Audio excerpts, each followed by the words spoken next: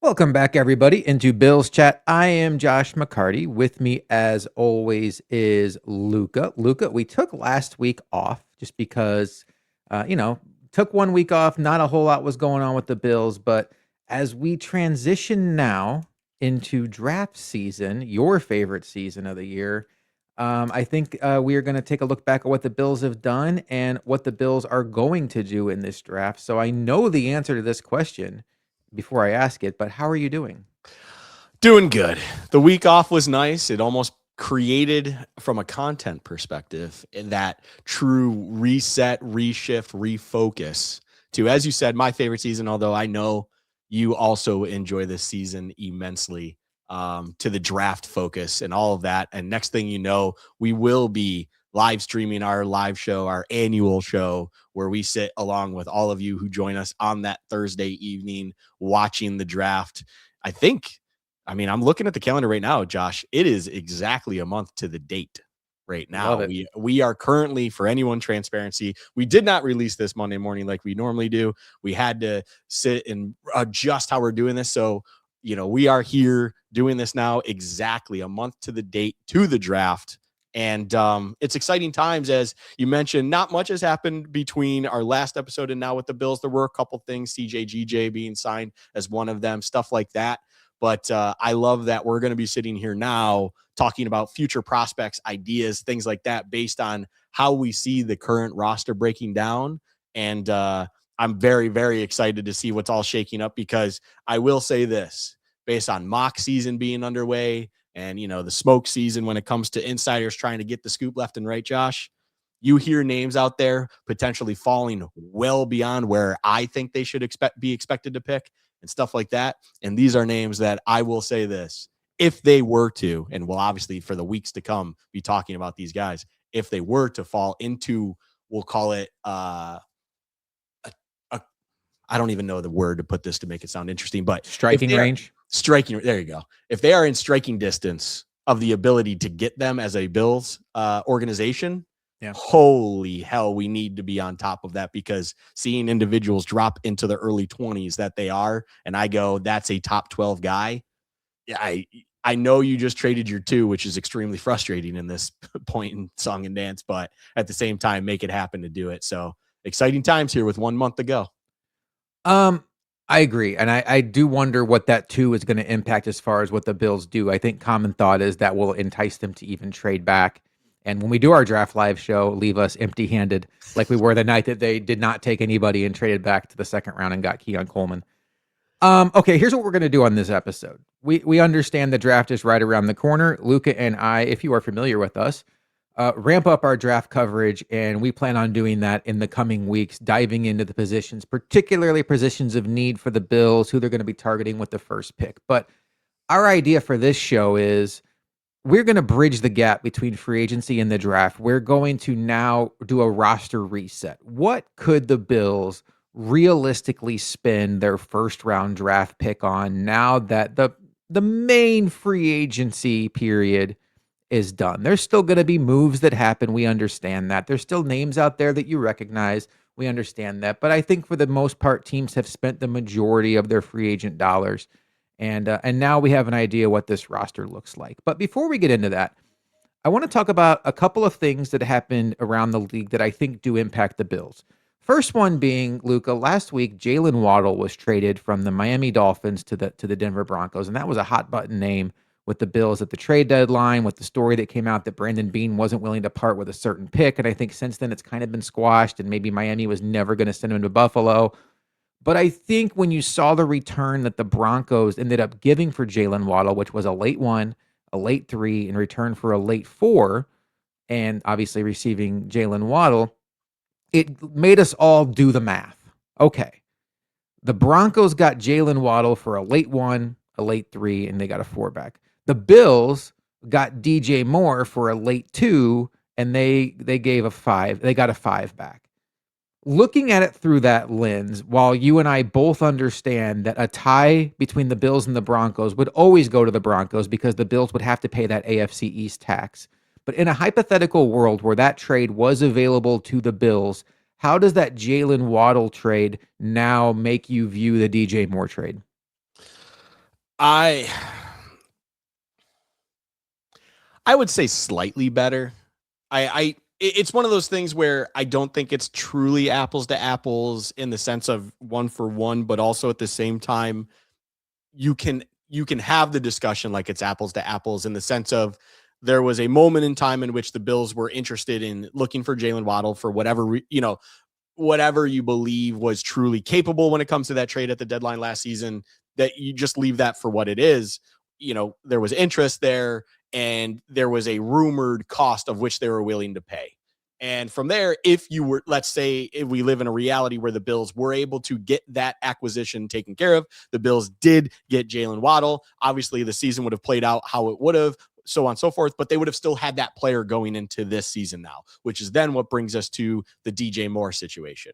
So if you want to compare it from apples to apples in the sense of would you rather be sitting here in the position with Jalen Waddle at the cost of what it would have been then, which is, we'll take that cost for what it is and what it was rumored to be just because it's the only piece of information we truly have, and that being a future first, not this coming draft's first, but the 27 first, as well as I believe it was a 26-2 as well there, or maybe it was a 3. I can't recall off the top of my head, but take that for what it is, a day 1 pick and a day 2 pick, but it was a future day 1 pick. And now you're sitting here with DJ Moore costing you an early day 2 pick, early, I'll use quotes, day 2 pick, and then also a day 3 pick, which you got a swap involved in that one. I honestly find myself okay with the DJ Moore trade. I think DJ Moore's high end is still absolutely wide receiver 1 capable. I think his talent and everything like that, if he gives a shit and or if he's going to be on his game week in, week out, is absolutely something that this roster needs.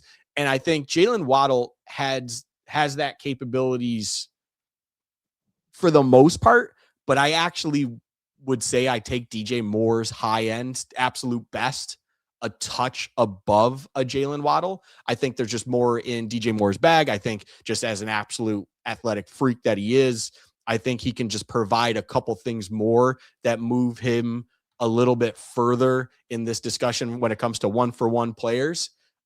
Age being a factor in this, though, obviously does give you a little bit more of an edge to Jalen Waddle. But at the same time, it's not like DJ Moore is, on the back 9, or we'll call it even on the back 6 of a golf course here. He's on the downturn. It's like, no, he's still in his 20s, late 20s, but 20s. That is what you would define as someone's prime, especially in this common day and age where you have your Derrick Henrys in their 30s as a running back, still almost being the rushing leader in the NFL. Freak athletes seem to be able to stretch those careers longer than the traditional age range that we have seen in the past. So, just comparing the two players, comparing the two moves, comparing what the cost also was with Denver and how they had to do it. I honestly do sit here and feel just from an acquisition standpoint, I do lean a little bit more being okay with the DJ Moore trade and sitting here still being frustrated that they don't have the second round pick in their arsenal if there is the capabilities to move up for someone that has seemingly fallen in this year's draft. Like it almost feels like might happen, surprisingly. But also having DJ Moore on this roster ready to go is something that's going to feel absolutely great as long as he is exactly what we expect him to be, and that high-end caliber athlete that we absolutely desperately need ready to go right out the gates at the wide receiver 1 position. So, it definitely makes me feel a little bit better than I did in the moment of the trade. And as we learned as to what all transpired with the DJ Moore trade, I would say that the Jalen Waddle trade has definitely given me a sigh of relief, I guess, when it comes to the DJ Moore stuff and making me understand that, hey, if you wanted someone that was still in their athletic prime and still capable of being a big playmaker and so on and so forth, it was still going to cost a little bit of a premium. And just that is the reality of the situation right now. And also for what it's worth, the JSN money that just came out, you're still not paying anything remotely close to true top end wide receiver money. So you can even have your gripe with the finances of it all, but you're still not even remotely sniffing the over 42 million annual salary that now it appears top wide receivers are getting paid. To me, on the surface, both trades felt like overspends by the teams that were trading for the receivers. I certainly felt like that the DJ Moore trade was an overspend. And then the Jalen Waddle one also, I thought you had a good point on the episode where we outlined trade ideas for the Bills prior to either of the trades, where we actually mentioned DJ Moore, and you said I liked DJ Moore a lot better as an idea last season, where he could come in and help you for that stretch run, and then go forward with your team. I think I'd be willing to spend more at that point than the Bills were, but I think what we've learned is one, not all draft picks are created equal. You hear a 1 and it's jarring, but Denver sent the 30th pick in the draft. Yeah. The Bills sent a 2 and it's jarring, but you're talking about a pick that's down near the 60s. Also, not all draft classes are created equally. I think common thought in this draft is it's not very top heavy. It is relatively deep, but this is not considered a good draft. And I think when you compound that with a very underwhelming free agency that saw someone like Alec Pierce become the highest APY wide receiver for a free agent wide receiver, I guess, until the JSN, but he wasn't a free agent.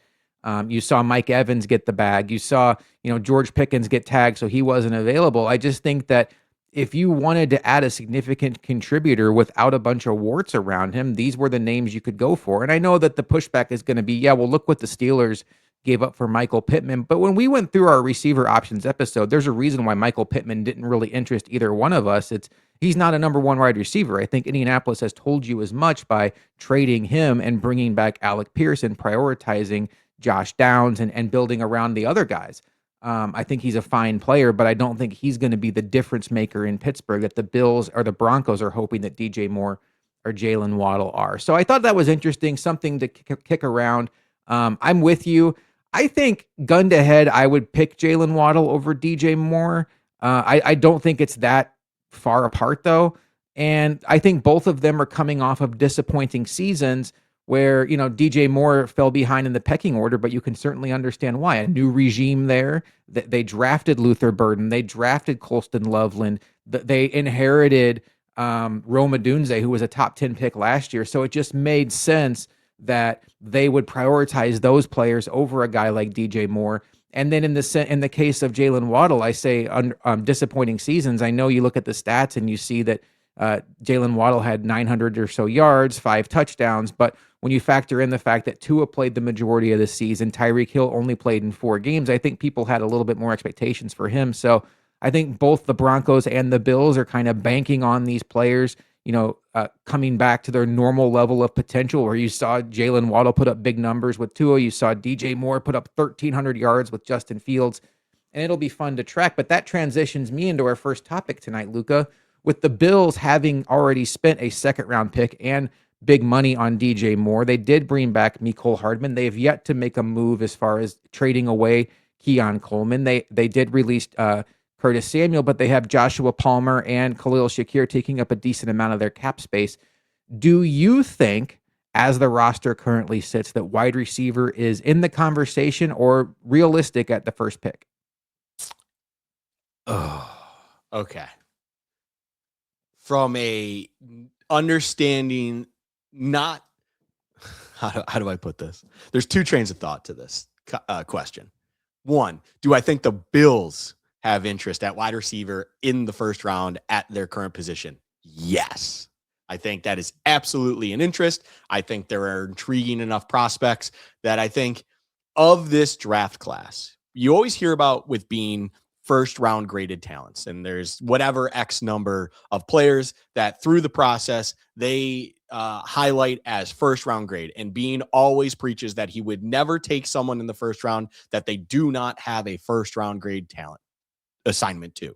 And generally when you're picking later in the draft, there's not a whole heck of a lot of guys that are that grade to them. And then, that's why you've seen in the past, very rarely do the Bills sit where they are and end up taking at that pick. It's either moving up to get one of the last few that they have as a first round grade, or in the sense of what we referenced even earlier in this episode, you end up moving back and drafting 33 and taking Keon Coleman, because ultimately you can't justify taking a non-first round grade guy in the first round.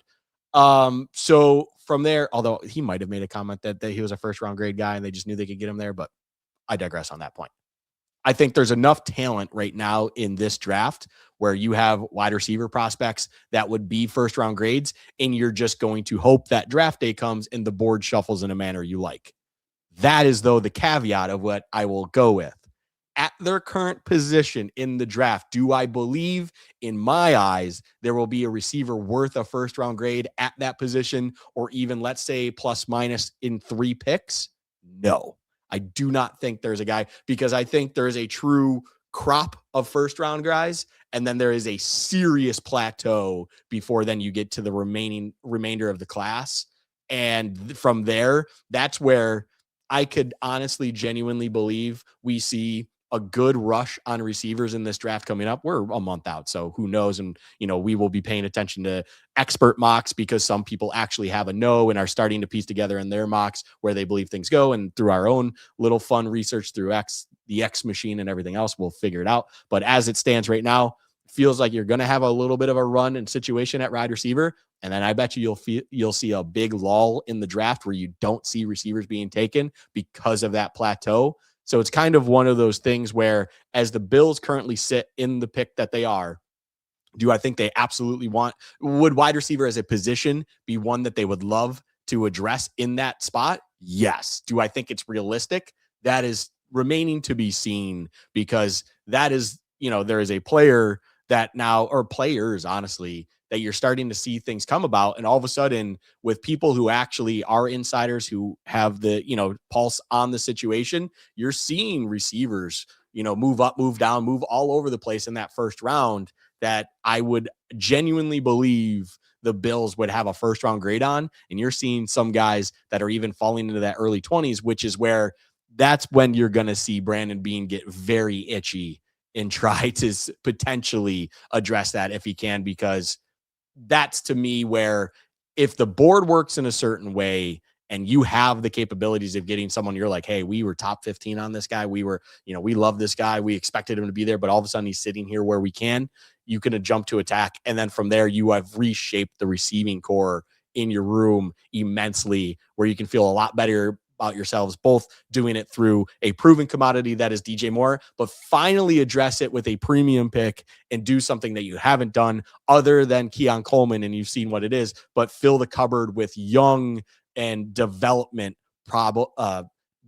things that can develop into potential things while also being kind of cost effective, which is what the Bills need to do at that position, especially.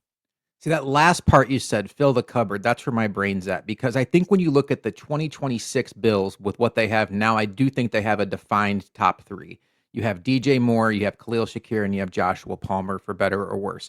And then wherever Keon Coleman fits in, he fits in. I don't think you can factor in Tyrell Shavers into any of this, unfortunately, with the timing of his injury in the Jacksonville game. But I think they're probably mostly okay for 2026, assuming that Kincaid can be healthy and the offensive line performs at the same level. I think they could use a field stretcher, but you can get that on day 3 of the draft and with a very specific role. But the fill the cupboard piece, I like to look at the draft of not just this year. What does it look like next year? And when I look at this team next year, there's only 2 receivers on the roster that I feel like you can count on next year: DJ Moore and Khalil Shakir. I expect this team to opt out of the Joshua Palmer contract next offseason when they can do that. I am not willing to sit here and expect Keon Coleman to be on this roster or be a meaningful contributor yet. If that happens this year, great, but you can't bank on it. And then guys like Mecole Hardman, we already mentioned Shavers, they are on 1-year deals. Do you resign them? Maybe, but you can't count on them. You have to build the pipeline. So that's why I don't want the Bills to just look in a 2026 box and say, hey, we need a field stretcher, so we're going to go find this year's version of Jalen Hyatt, who's a one-trick pony who can go down the field. Great. No. I think Luka, the guy you're referencing, maybe is Jordan Tyson. Or if he were to fall into the 20s, maybe you don't have a glaring need for a Z this year because you feel good about Jordan Palmer, or Joshua Palmer, but holy hell, put that guy in the pipeline and let's just play ball for the next 4 years with him and DJ Moore and Shakir. But for me, it's even like round 3, round 4. If there's a well-rounded receiver that you may have a day 2 grade on that slips into round 3, he may not be that field stretcher, but you think he could develop into something very interesting for your team, take him, put him in the pipeline. I think at this point in time, I would be pretty surprised if the Bills spent a first-round pick on receiver. I would like to see them do it. I would be surprised if they did it based on what their other needs are and based on what they've already spent on DJ Moore. I do think it's interesting, though, that they didn't double dip in free agency with some very affordable names out there like Christian Kirk, who has that relationship with Josh Allen, who would fill a defined need for the Bills. There's still names out there, but I think it's interesting they didn't. They're leaving themselves in a spot where they're going to have to bring in one or two more receivers somehow, some way. But I think at this point, I'd be kind of surprised if receiver was the top pick. I'd be pleasantly surprised though. Um, I think we can pretty much rule out quarterback, running back, fullback. I think you can rule out tight end, especially with bringing back Dawson Knox and Kincaid on the roster. So now I think let's talk about offensive line. The Bills are set at tackle with Deion Dawkins and Spencer Brown, and Tylen Grable slides in as that offensive tackle 3. Ryan Vandermark is out the door, signed that restricted free agent deal with the Vikings, and freed up about $3 million in cap space for the Bills. And you have Chase Lunt in there either as tackle 4 or competition at guard in the void of David Edwards. Center, you brought back Connor McGovern. Absolutely love that. And you have Cedric Van Pran Granger as kind of like the guy that you're grooming, the young guy on the roster. So I love the situation the Bills have at center, still giving Van Pran Granger the runway to build, but not relying on him as plan A. And then you get to guard where I think it gets interesting because you have Osiris Torrance going into the last year of his deal. And I don't think he's been a great player. I think he's been a solid player, but he's not a player I want to invest heavily in, especially when you see what someone like David Edwards got on the free agent market. And then at left guard, it's going to be some version of either Alec Anderson, Chase Lunt. Maybe they go out and they get a cheap deal on someone like a Wyatt Teller. But I would expect whatever they do at this point with a free agent guard to be a 1-year prove-it deal. So I think there's a very realistic possibility that the Bills have 2 guard openings next season, even though they're probably in good shape for this season. With all of that being said, could you see guard being used with the Bills' top pick? For me, I think the value would have to jump off the page. I think if it's holy hell, like we had this guy ranked as the 12th best player in the draft, and he's sitting, we'd be stupid to pass him up. But I think if it's apples to apples and you're looking at a guard versus say like a cornerback or a safety and they're equally rated, I don't think guard would win out. That's where I'm at. Where are you at with guard? Guard specifically, we're absolutely aligned. I think it's 2 things. One, it's not something that I believe I'm not going to sit here and say that they don't think they need a guard, but at the same time, both in the immediate and short-term needs when looking in the forward, I think that they believe they can kind of reshuffle the deck if they even need to and push that issue, quote unquote, down the line. And then 2, in this current draft, where I struggle to even see where that true value could jump off the page to them. There is one individual that potentially could, but even then, I wouldn't even call that, in my opinion. I mean, we're not in the room. It's just we're speaking for our own opinions and stuff like that here. I wouldn't even call that insane value per se at the guard position. I would say if we even broaden it to offensive line, which I'm sure you were about to, there are tackles that you could talk me into in that situation. I mean, there's clear tackles you absolutely could, but they're not going to even remotely come close to where we are picking. But there's other guys there that if you even brought in this question to offensive line, I could see it, but it's still not even my first or second guess as to what they would utilize this first round pick. To me, offensive line feels like you're not finding the right deal to move back. You're not finding the right deal to move forward. There is a guy or two you have on your first round grade that still ended up at your pick and your last resort. And if you're listening, I'm doing air quotes, is this guy. You're happy with it. You're getting an offensive lineman, which you can never, let me make this statement very, very clear. You can never mess up by drafting an offensive lineman in the draft. Will it work? You don't know. Offensive line is an art that seems to be harder to find the good ones with. It's something that is becoming a lot more complex and difficult for individuals to play, as well as skill positions in the defensive side of the ball seems to be paying a lot more than the offensive side. Although the offensive line, we'll call it dollar amount, is definitely going up as we've seen in recent years. That maybe that shift of the pendulum will come back. But there are guys that they could absolutely justify IMO, in my opinion, that could potentially be that last resort pick, in the first round if the deal isn't there to move up or back. But at guard specifically, I just don't see it. I don't think that is a need that they're going to go into this draft, even having in, let's call it, the top 3 of this premium pick.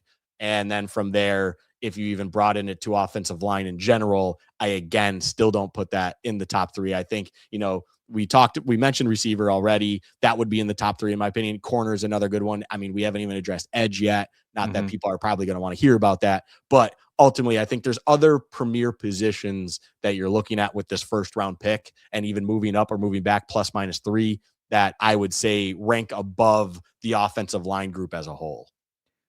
Tackle's interesting because I think we're aligned where tackle's one of those positions where if you got a high first round grade on somebody and they fall to you, you almost just need be damned. You put that guy on your roster and you figure the rest out later. Yeah. Guard to me is Keon Coleman. We trade back in the first round. We don't love the value there. We're accumulating picks. We reset our board. We pick in the mid 30s on day 2, and all of a sudden this guard sitting there with a 20th best player in the draft grade. We're just going to take him. I agree. I don't think it's plan A. And I think that's probably it for offense. And obviously the Bills aren't going to take a kicker or punter or primary returner or a long snapper. All right, let's talk about defense. When you look at what the Bills have done, you mentioned edge. We'll go there. And I think it's interesting how the Bills have defined some of these players on their roster. Luka and I were talking about this prior to coming on the show. Is Greg Rousseau and Bradley Chubb are both considered linebackers on the Bills roster, and that's for the most part is outside edge in this 3-4 defense. They're going to rush the passer primarily, but when you look at it, the names they have after that are Landon Jackson, their 3rd round pick from last year. His season was cut drastically short by injury, but a high option, high athletic player. Michael Hoyt, who looked fantastic in a very tiny sample size before popping his Achilles, and who knows what he's going to look like. But I think if you didn't know about the injury, you could talk yourself into, I don't know, Greg Rousseau, Bradley Chubb, Michael Hoyt. I think they're in good shape. What do you get out of Landon Jackson? Let's go forward. I want to see the Bills get a little better at edge. I would be surprised if they spend a first round pick on edge, though. They spent the money on Bradley Chubb. They already have the investment in Rousseau. I think they want to see this Michael Hoyt thing through. And I think that they're at least intrigued enough by Landon Jackson. Again, just like tackle, it's a premium position. If you have a really high grade on a guy, then I don't care what your needs are, you take them. But I think I would be surprised, apples to apples, if edge was the top pick. I would agree for the most part. Where I have difference of opinion is you can feel good and you can sell yourself that the edge outside linebacker position is in an okay, suitable, decent spot. Especially as long as Michael Hoyt's coming back full health, stuff like that. Like you mentioned that. You didn't even mention Javon Solomon. Maybe this restart of defensive philosophy does maybe allow him to show what he can provide from a true wide split edge position, so on and so forth. Where the caveat is, I kind of even hinted with Javon Solomon there a little bit, but I wouldn't put him in this true category, is you're bringing in Leonard and you have this philosophy, and where Leonard excelled, especially with the Denver defense, were with the likes of Bonito, Jonathan Cooper, guys like that. You cannot convince me that there is one individual that even remotely sniffs the first step and initial burst that those two individuals have. And that was absolutely vital to everything Denver's defense did. There is a guy or two that could be in the wheelhouse that kind of spec exactly or similarly to those individuals. The name, if we're going to even just start throwing out random names here, and obviously, as you've mentioned early in the episode, and as anyone that's a regular listener, first off, thank you. Secondly, understands we do position breakdowns and we will get into the more nitty gritty, but Cassius Howell is an individual that seems to fit that idea a little bit. Fastest 10-yard split among all defensive. I don't know if it was players or just linemen, but I remember that caveat to him. Fastest 10-yard split in the 40 among that. He is known for that quick burst and stuff like that. He fits a dynamic and element that this defense at that position just doesn't have. And he's an individual at a premier position that you could absolutely see if he's sitting there and the scouts were in love with him, like you said, and like we will continue to say, if they had a first round grade on this guy, I could absolutely 100% fully understand them just doing that, because it's trying to bring in that dynamic to this defense of which your current personnel just doesn't quite have. And that is something both for the now, but as we will also continue to say, the draft is not just for the now, it is also for the future. You would like to believe that your first round pick can contribute in some sense in the immediate, but again, you are filling the cupboard. You are loading the roster for both the now and the controlled future, so that from there, you see where things are. Having someone that can maybe mold into that more style of a Bonito or a Cooper, that is something that this defense needs if they're going to lean into that true 3-4 philosophy that we're sitting here expecting them to, with kind of the new defensive staff and so on and so forth. So it's definitely something where I, for the most part, agree with your statement to wrap it up, that I would be a little surprised. But then again, one, I almost expect to be surprised on draft night. And two, edge is enough of a premier position that if you want to specifically look at, do we have that guy as a true speedy edge threat, similar to what we saw in Denver, now that we have that philosophy coming here to Buffalo? No, we don't. If there's a guy that they see that checks those boxes, do not be surprised if that's the guy they end up going with in the first round. Yeah, I'm with you, and I think this team desperately needs somebody that can be a game wrecker at pass rusher. I think they're hoping it's Bradley Chubb. They're hoping it's Greg Rousseau in this new scheme. Who knows? Maybe they think together they can make the best out of each other. But I'm with you. If you find somebody like that, especially on a rookie deal with what these edges are signing for, I mean, you do it. I mean, look at some of the contracts these guys got this free agency. Let's talk about defensive line real quick. And when I say defensive line, we're gonna bubble it all together as like what the Bills are now calling their 5 technique defensive end and their defensive tackles. I would be stunned, Luka, if the Bills at this point took a first round pick on a defensive lineman. And I know a lot of people are like, well, we still need a nose tackle. And I would agree with that. I don't think you need to spend a first round pick on that. And you look at what they've added to the pipeline through the draft. I know for Sean McDermott's defense, but I think the Bills are going to want to see what they have in house. We already talked about. We haven't already talked about. We have Ed Oliver, who obviously the Bills are very high on. T.J. Sanders, who you and I both think is going to fit very well as a defensive end in this 3-4 scheme. Deion Walker, who earned rookie all rookie votes as for his level of play for the Bills last season. They did spend a 3rd-round pick on Dwayne Carter 2 years ago, and unfortunately, we didn't get to see if he took that second-year jump like so many rookies have done in the past because his season was cut short by injury. And then they brought back Fedarian Mathis, who did pop at times last season and was kind of a head-scratcher as an inactive against Denver when Larry Ogunjobi got the call-up over him, and his contribution to the game was jumping off sides on a play where the Bills recovered a fumble. Thanks very much, Larry Ogunjobi. Can't wait to never see you again in a Bills uniform. I think the Bills are in good shape at defensive line, and I think very much this season, as far as defensive line goes for the Bills, is we're going to take stock of our inventory. I expect the Bills to add a guy or two, maybe on day 3, just to fill out the depth chart. But I think year 1 under Jim Leonard is let's find out what we have so far. Dwayne Carter was a top 5 defensive tackle in the draft, according to Chris Sims. He was a 3rd-round pick. There could very well be a good player there that was just miscast in the Sean McDermott defense. T.J. Sanders struggled as a rookie, but Luka and I could go on and on about how Terrell Bernard struggled as a rookie. Cole Bishop struggled as a rookie. These guys take time, particularly in the scheme that was previously here. And then Deion Walker looks like an absolute hit, and we know what Ed Oliver can do when he's healthy. I think the Bills are going to be more of the appetite to roll with what they have, see what they have, and maybe add like a budget free agent or a late round flyer. I don't expect them to go big game shopping in the draft at this position.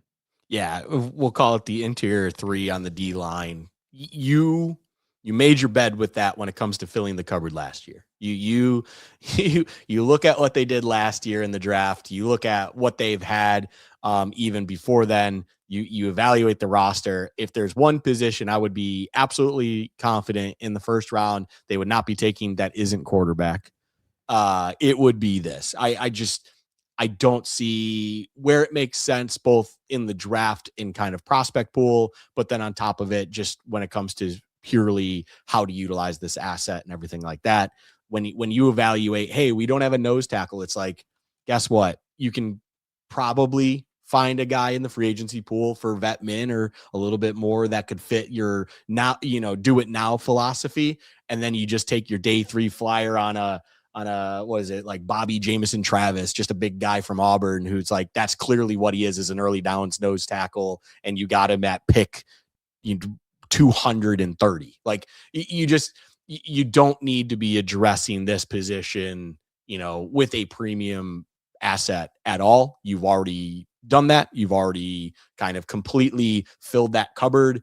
You open that cabinet drawer and it is stuffed to the brim. You do not need to be doing that here. And I think the Bills, as sometimes Wild West as they can be when it comes to draft season, I don't see them, or I see them aligning with that philosophy. It's like, that was the point of last year's draft. I mean, they talked about it enough that it's like, you are not going to be sitting there thinking that you need to address your interior 3 of your 3-4 and need to go get some more big boys to play that D-line position. I think they are sitting in a spot where if you're doing anything in the draft at that, it's your day 3 flyers. It's guys that feel like you liked one or two things about them, and or they just fit the measurables you're looking for the nose tackle or whatever it is, and you're just gonna, in the 5th, 6th, 7th round, you're just gonna go for it. Why not? All right, let's talk about inside linebacker. The Bills are down numbers here. They have Dorian Williams coming back. I think you and I are both intrigued by what his fit could be in this 3-4 defense as kind of a step forward player, downhill player. Terrell Bernard, I mean, very forgettable 2025 season, clearly hampered by injuries. What shape is he in going forward? The Bills right now, with only Joe Andreessen also on their depth chart, are certainly hoping he can return to form. For all that, I believe linebacker is very much in play with the top pick of this draft. I don't usually love spending a first round pick on an off ball linebacker, but in this case, given this draft class, given some of the guys I think could be there in the 20s, and given the state of this roster, I think the Bills have to do something. Now, free agency also still has plenty of interesting names out there. Jermaine Pratt would fill a void for this team. Matt Milano is still out there and was playing his best football last season down the stretch for the Bills, although I don't know what kind of fit he is for this defense. Shaq Thompson is still out there. Bobby Okereke is still out there. There are names, and the Bills are going to have to add somebody. They have 3 linebackers on their roster. But either way, I would be stunned if in the next 4 weeks the Bills do enough at linebacker to make me think that it's off the table with their top pick. Yeah, I would agree. You mentioned the caveat of with guys that could potentially be there. I think there's names thrown out there that it's like, hey, you could justify based on some of the tape taking this guy there. I don't know if I go as far on those guys though, because I believe them to also be individuals that these are premier guys that you do move back into the early day 2 stage for. Like, you don't, you try to acquire more assets when it comes to picks there to maybe fill cupboards elsewhere in the later parts of, day 2, day 3, whatever it is. But realistically, you shouldn't be necessarily just standing pat and taking them with your first pick, because it feels a little bit reachish. And I'll even go as far as desperate-ish to fill that off-ball linebacker position. I would say there are some guys absolutely that you can first round grade. They're absolutely first round grades, but they're also guys that will not be there past 14, 15. I don't see it. Your Arvell Reese, your Sony Styles, those guys will be long gone before you're even remotely thinking about drafting at your own spot, especially since you do not have your 2. So with that caveat there, it's like, do I think it's a position of need? Absolutely. It's kind of the reverse of a lot of stuff, what we've been talking about. It's like, could I absolutely see, position of need in a bubble? We don't know the prospects. Off-ball linebacker, are we sitting here like, hey, could there be a guy to maybe fill the cupboard and be like the long-term answer at that? 1,000% would see it making sense right now.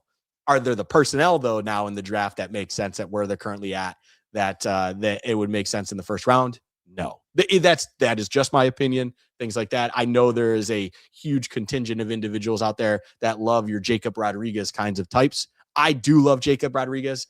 I don't see him as a late first round pick kind of guy. I think he's a day 2 guy personally, but there's a lot to love about him. And if If they were to say take him at pick 33, 34, I'd be over the moon about it because they also probably got a little bit of, resources on top of it for moving back. And then you still addressed that position of need that feels like that off-ball linebacker situation. I mean, Jacob Rodriguez single-handedly almost won multiple games for Texas Tech just for his heady plays, athleticism, and everything about him. He's got that kind of old school Mike about him that you're like, yeah, I love a guy like that. I think the Bills could absolutely use a guy like that. I just don't see it with the first round pick where they currently sit. Yeah, I'm with you. I do think it's maybe even similar to guard, where you trade back, you get a linebacker that way. I would be stunned if they haven't added a linebacker or two by the time the draft rolls around. Yeah. All right, this is where I think it gets interesting because the last season in the draft, the Bills spent a first round pick on cornerback. They obviously have Christian Benford on their roster, so I think from the outside looking in, you think the Bills are in really good shape at boundary corner, and I would agree with that opinion, but they did trade away Taron Johnson this offseason. They brought in D. Alford as a a nickel corner that you feel good about starting, and he's a good boundary depth guy. But here's where my head goes with corner, and maybe this is more specifically about Jim Leonard. Last season in Denver, they had the defending defensive player of the year in Patrick Surtain. They had Riley Moss, who's a very high end corner, and they had Jaquan McMillan as their slot corner, and they still spent the top pick they had on Jahdae Barron as kind of a joker, do it all, nickel safety. I think the Bills probably view Chauncey Gardner Johnson in maybe that Jahdae Barron light role, but I know it's an important role for Jim Leonard. So I think two things. One, if there's a player there that's of that ilk, I think they would very much use their top pick on that. And I also think that D. Alford is a placeholder. I don't think D. Alford is a future.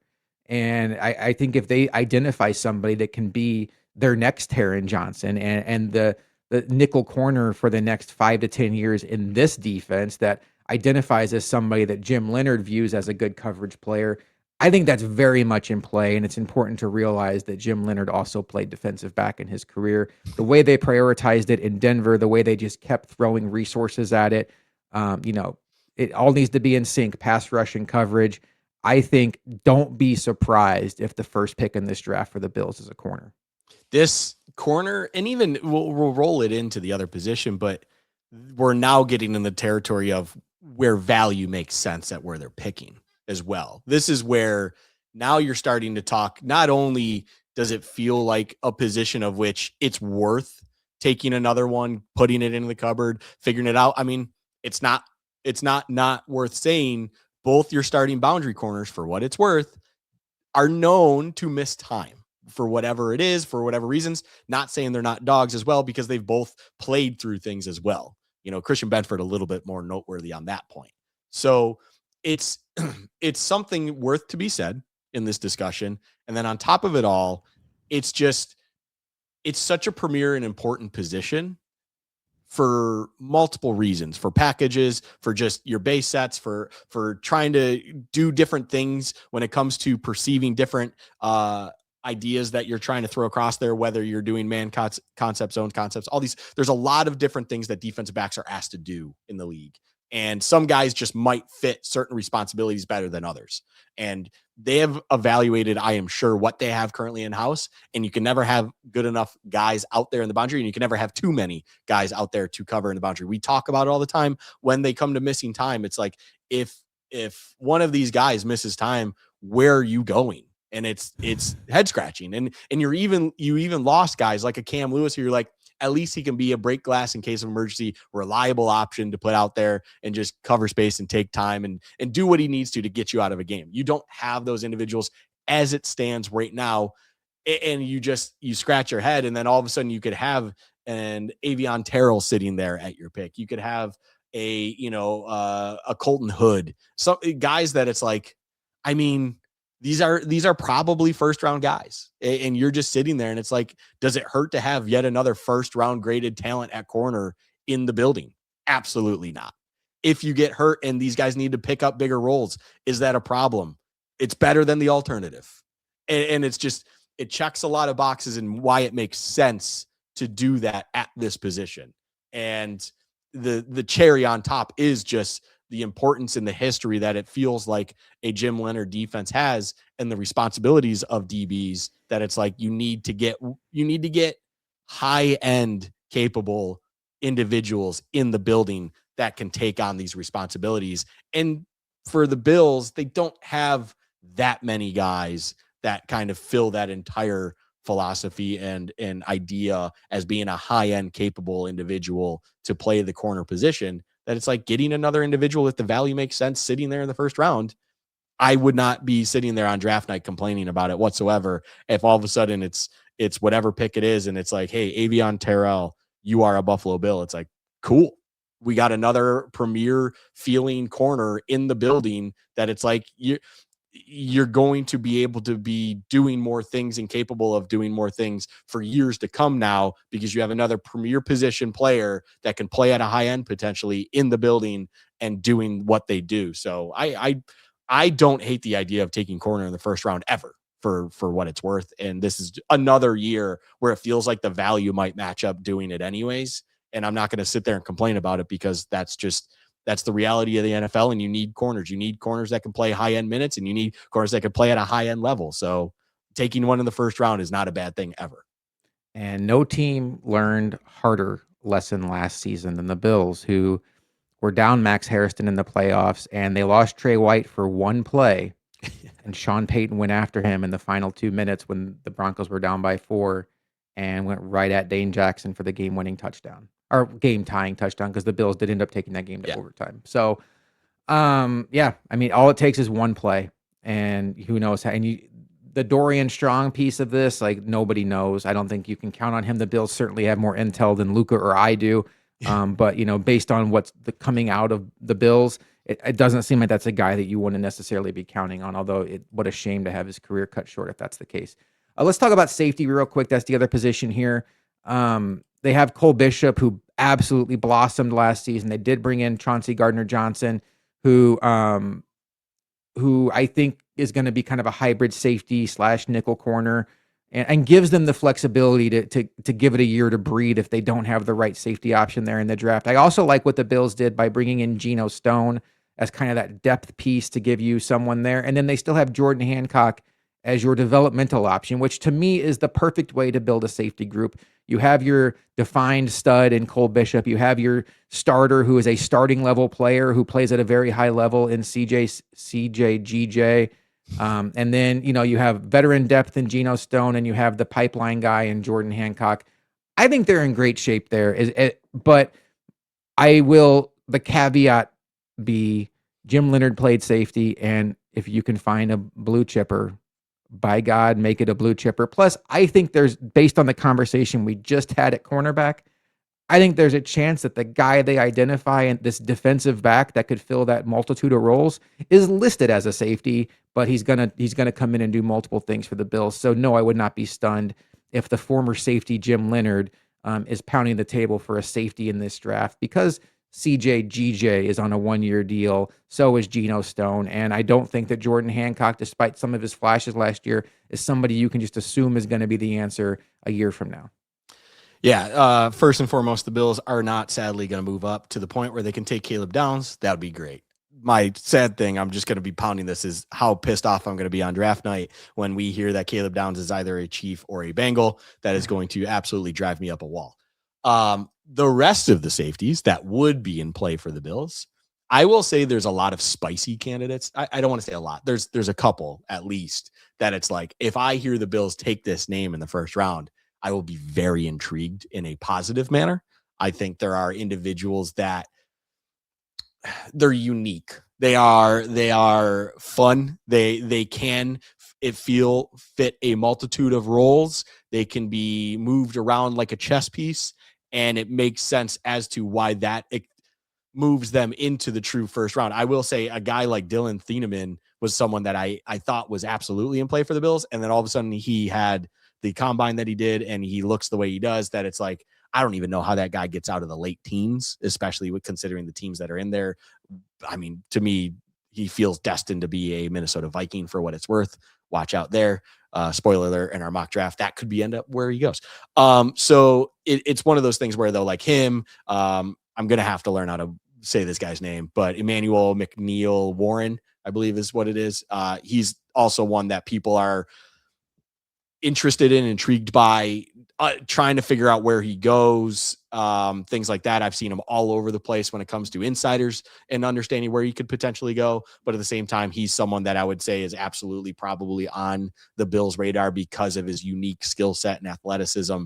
That it's like you have these guys at the safety position that it's like, I 100% could be sold on taking someone like them and trying to figure out a space to carve them in this defensive situation that I can justify it 1000% because it feels like you have guys in place for the now that can fill those more traditional spaces for the most part and kind of get the job done at a good level. But at the same time, there are athletes out there at the safety position in this draft that 1000%, in my opinion, can be justified as first round guys. And from there could even fit into this defense for the Bills and be a good individual to be among the mix to get going when it comes to both in the now and then also in the future. Because of course you have your guys like CJ, that are 1 year deals and so on and so forth, that you need to think about the future as well. And if you have a premier safety that you have a first round grade for, like these individuals that could be there for you, it absolutely makes sense to take them.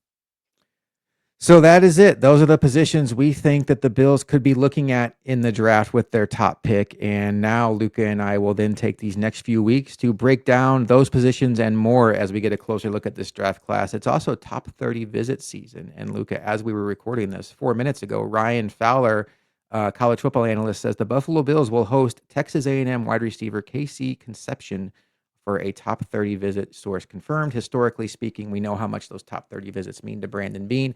Interesting new philosophy among some new age thinking teams like the Rams and the Jaguars, where they don't do visits. They don't go to the combine to talk to players. They just want to let the tape speak for itself and let the conversations with scouts happen. They don't want to be swayed by personality and things like that. And the Rams draft record right now is like as pristine as it gets in the league. So who could argue with that? I think that's an interesting approach that they're taking. Luka, any final thoughts on anything we talked about tonight?